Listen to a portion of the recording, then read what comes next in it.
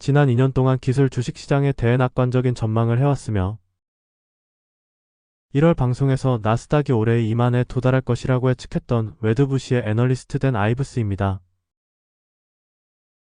이제 함께 2025년 전망에 대해 얘기해보겠습니다. 2회 연속으로 예측이 맞은 건 대단한 일이네요. 언젠가 틀리는 때도 있겠지만 언제가 될지 모르겠네요. 이미 계속해서 얘기했듯이 이것은 이제 시작이라고 생각합니다. 궁극적으로 기술주에 대해 약 3년간의 강세장을 만들어 갈 것이라고 봅니다. 왜냐하면 이는 바로 우리 눈앞에서 진행되고 있는 제4차 산업혁명이기 때문입니다. 이것은 빅테크와 그 파급 효과로 이어질 것이며 지금은 초기 단계에 불과합니다. 앞으로도 지속적으로 더 큰 잠재력을 발휘할 것입니다. 이미 중요한 시점을 지나온 걸까요? 아니면 아직 더 많은 기회가 남아있을까요? 이미 1년이 지났는데 아직도 초기 단계인 건가요? 하지만 이제 막 시작했죠. 네, 아직 기회가 더 있습니다. 기술 주가 내년에 추가로 25% 상승할 것이라고 보고 있습니다. 그리고 나스닥 25,000은 내년 말이나 2026년 초에 이야기하기 시작할 수 있는 목표가 될 것입니다. 이 모든 것의 중심에는 엄청난 숫자들이 있습니다. 분기별로 항상 이야기하는 숫자들인데요. 하지만 AI 투자 비용이 2025년에 1조 달러를 초과할 거라고 보시는 이유가 무엇인가요? 그것이 우리가 세계를 여행하며 살펴보는 이유입니다. AI 투자 비용이 어디에 있는지, 그리고 시장에서 어떤 일이 벌어지고 있는지 이해하려고 노력하고 있습니다. 저는 시장이 AI 투자 비용의 잠재력을 40% 정도 과소평가하고 있다고 봅니다. 가장 중요한 점은 바로 파급 효과입니다. 엔비디아 칩에 $1를 투자할 때마다 기술 전반에 걸쳐 10배가량의 파급 효과가 있다는 것입니다. 그래서 AI 분야에서 두각을 나타내고 있는 팔란티어나 소프트웨어 분야의 세일즈포스 같은 종목을 볼 수 있는 거죠. 그리고 이것은 시작일 뿐입니다. 팝콘을 준비하세요. AI 혁명의 혜택을 누리는 것을 보게 될 테니까요.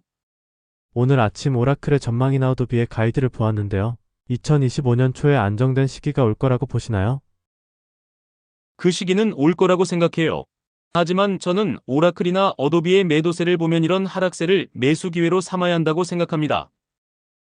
앞으로 12, 18, 24개월 동안이 상황이 어떻게 전개될지 생각해보면 이제는 실제 사례들이 전면에 등장하고 있기 때문입니다.